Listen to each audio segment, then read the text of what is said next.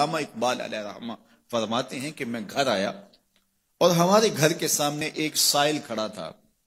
سائل چوں قضائے مبرم، جس طرح قضائے مبرم ہوتی ہے، ٹلتی نہیں ہے، اس طرح وہ ٹلنے والا ہی نہیں تھا. میں نے اس کو لا کہا بابا چلا جا، معاف کر، لیکن وہ ضد کر کے گھر کے دروازے کے اوپر کھڑا تھا. میں لاؤبالی کی عمر تھی تو سکول سے آیا تھا، میرے ہاتھ میں چھوٹی سی چھڑی تھی، تو میں نے اس کے کاسے کے اوپر ماری تو وہ کاسا ٹوٹ کے گر گیا اور اس کے اندر جو سارے دن کی ریزگاری جمع کی تھی وہ بھی بکھر گئی.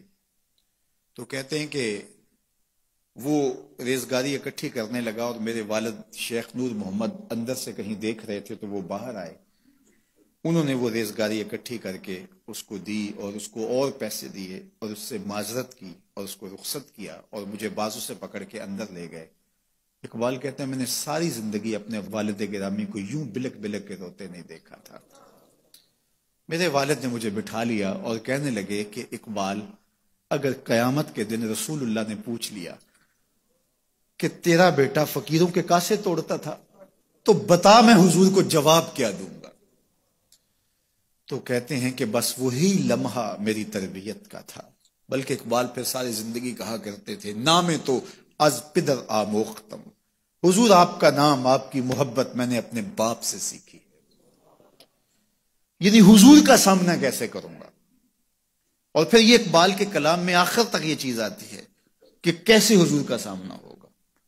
تو غنی از ہر دو عالم من فقیر، روز محشر عذرہائے من پذیر، گر تو بھی بینی حسابم ناگزیر، از نگاہ مصطفیٰ پنہا بغیر.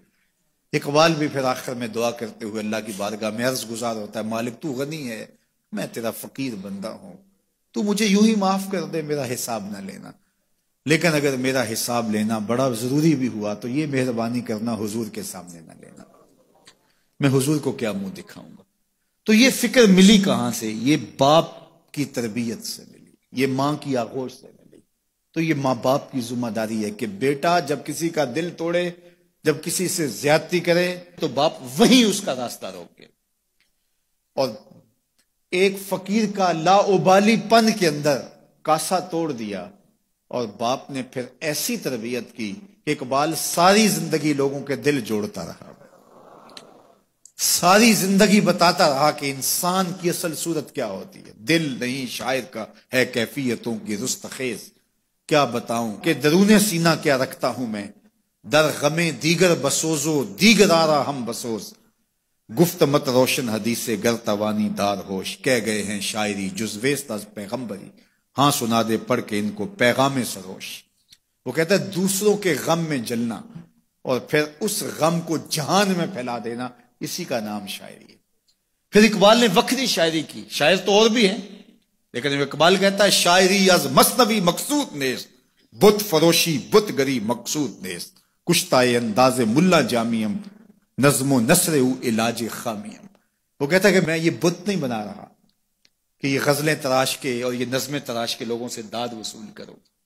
بلکہ کسی نے اقبال کو کہا یار کوئی غزل تو سناؤ، تو اقبال رو پڑا، کہا حضور میں اپنے شعروں کی داد قیامت کے دن آپ سے ہی لوں گا. یارا مرا غزل خانے شمردن، یاروں نے تو مجھے غزل خان سمجھ لیا، میرا تو مقصد ہی اور ہے. بلکہ ان شعراء پہ تنقید اقبال نے کی، عشق و مستی کا جنازہ ہے تخیل ان کے اندیشہ تاریخ میں قوموں کے مزار، چشم آدم سے چھپاتے ہیں مقامات بلند، کرتے ہیں روح کو خوابیدہ بدن کو بیدار.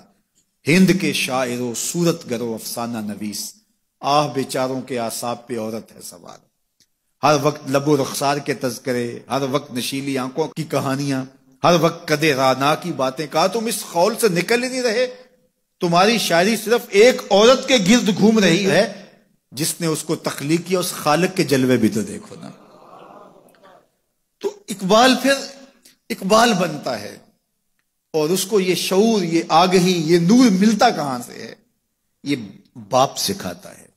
باپ کے بعد پھر مولوی میر حسن ملتا ہے جو استاد اقبال کو اقبال بنا دیتا ہے.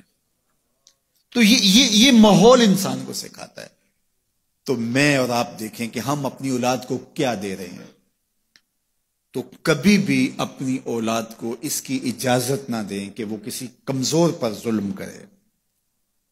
جب کمزور پر آپ کی اولاد ظلم کرتی ہے، زیادتی کرتی ہے، تو پھر وہ بڑی ہو کر کے ظالم بنے گی، جابر بنے گی۔